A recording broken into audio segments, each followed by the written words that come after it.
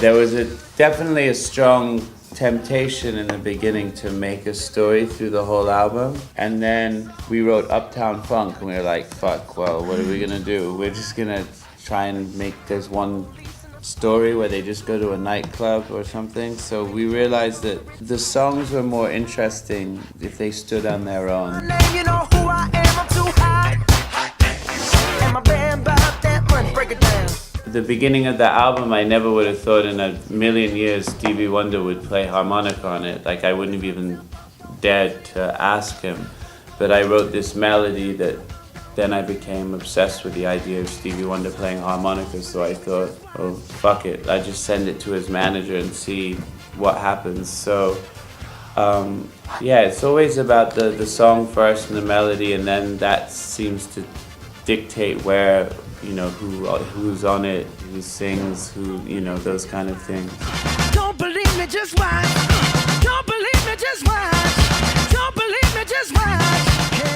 I believe that something in Bruno's delivery and the way he sings, it's like, it's something subconsciously like gets into kids. Like, it's funny to me that 4-year-old kids are singing this song, you know. It's like, it's something about Bruno has that same talent that I feel like Michael Jackson had, you know.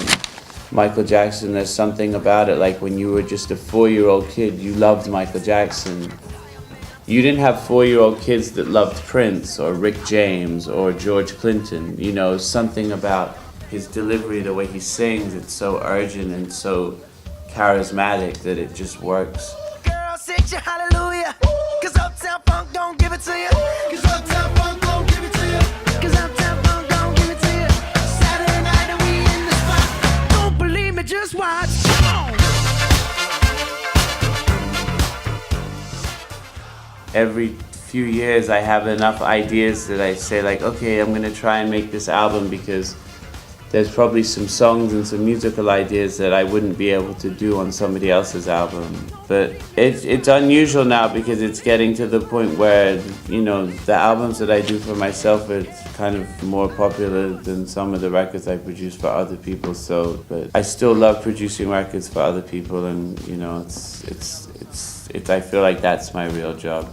It usually comes out of, you could meet them at like a bar, honestly, or a festival or a gig, and you start talking about music, and you don't have to have the same taste as this people. You know, a lot of great art can come from opposing aesthetic, but I guess I just have to like the music and what they do and think that we could do something interesting together, you know? One of the main things with this album and why it sounds like R&B and soul and funk is because I realize that's the thing that I'm probably best at, you know? That's the thing that I know the most, and I've enjoyed doing albums with bands like the Kaiser Chiefs and stuff before because I like to kind of experiment, but maybe it's not, I can admit now it's not maybe my best work I've ever done. But I love that band and I wanted to see what would happen if we made a record together. But this album was really about, okay, I really have to do the thing that I'm best at if I want to have a chance at having some kind of, you know, making a mark with this album.